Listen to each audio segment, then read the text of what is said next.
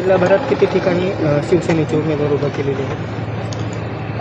आम्ही जिल्हा परिषदेच्या निवडणुकीमध्ये 54 जागा आहेत, पण आम्ही 25 ते 27 ठिकाणी उमेदवार उभे केलेत.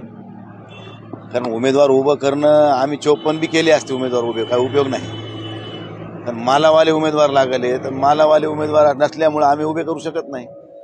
आणि उमेदवाराला बी इच्छा पाहिजे की मला लढायचे म्हणून. उगाच बळजबरी कोणाला घे तिकीट आणि उभं राहा म्हणण्यानं काय अर्थ नाही.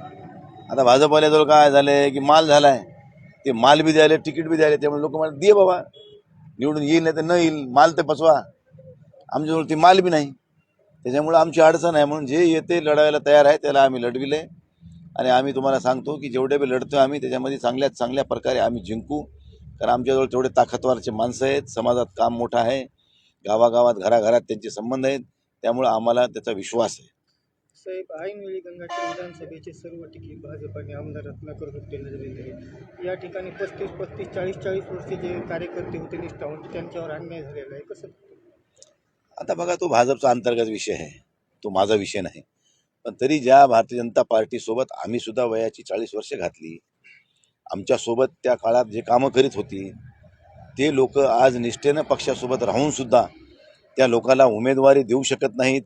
नव्याला ठीक आहे, परंतु जे रनिंग मेंबर आहेत त्यांचे सुद्धा उमेदवाऱ्या काटणं आणि पक्षाचे सगळे एबी फॉर्म 17 जिल्हा परिषद सर्कलचे 34 पंचायत समितीच्या घनाचे विद्यमान ह्या ठिकाणचे अपक्ष आमदार रत्नाकरराव गुट्टे साहेबाच्या घरी नेऊन पालकमंत्र्यांना द्यावं, याच्यासारखी लाजीरवाणी गोष्ट कोणती असू शकत नाही.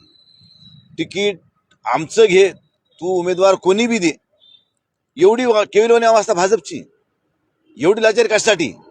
अरे एखादा आला असता, पडला असता, पण माझा पक्षाचा माणूस इथं जिवंत राहिला असता. ही भूमिका भाजपनं स्वीकारली नाही. म्हणजे भाजप सरळ सरळ ह्या ठिकाणी गुट्टे साहेबांसमोर नतमस्तक झाले असं म्हणायला हरकत नाही. राह पे अकेले ही चल पडे थे, लोग आते गए और कारवा बनता गया. कळालं का? आम्ही ज्यांच्यासोबत बसणार होतो तेच भाजपला बाहेरून सपोर्ट करले, त्याच्यामुळे आम्ही कोणासंग जावं? हम अकेले लढेंगे.